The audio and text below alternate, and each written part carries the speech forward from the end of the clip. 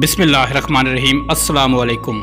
एक बादशाह ने रात को एक अजीबो गरीब ख्वाब देखा कि एक औरत बादशाह से कह रही थी कि आज आऊं या कल आऊं। बादशाह डर गया और उसकी आंख खुल गई। दूसरे दिन दोबारा बादशाह को वही ख्वाब आया तो बादशाह ने अपनी बेटी महरुन्निसा से ख्वाब की ताबीर पूछी। शहजादी महरुन्निसा ख्वाबों की ताबीर का इल्म रखती थी। शहजादी ने बादशाह से कहा कि इस बार अगर आपको ख्वाब में वही औरत आकर पूछे कि आज आऊं या कल आऊं तो आप उसे कह देना कि न आज आओ और न कल आओ, बल्कि अभी के अभी आ जाओ। बादशाह ने अपनी बेटी की बात पर अमल किया और सो गया। रात को वही औरत ख्वाब में आई और पहले वाला सवाल किया तो बादशाह ने औरत से कहा तुम अभी के अभी आ जाओ। ये सुनकर औरत मुस्कुराई और गायब हो गई। सुबह बादशाह जैसे ही नींद से बेदार हुआ तो एक दरबारी ने बादशाह को इतला दी कि पड़ोसी मुल्क के बादशाह ने हमारे मुल्क पर हमला कर दिया है। बादशाह ने फौरन अपनी अफवाज को हुक्म दिया कि जंग के लिए तैयारी की जाए, मगर दुश्मन अफवाज ने अचानक हमला कर दिया था, इसलिए इनके हमले का जवाब देना इतना आसान ना था और बादशाह की फौज को पसपाई इख्तियार करना पड़ी। जब बादशाह को यकीन हो गया कि अब शिकस्त यकीनी है तो वो अपनी बेटी को साथ लेकर जंगल की तरफ भागने लगा। बादशाह को जंगल में ही शाम हो गई। भाग भाग कर शहजादी के पाँव में छाले पड़ गए थे।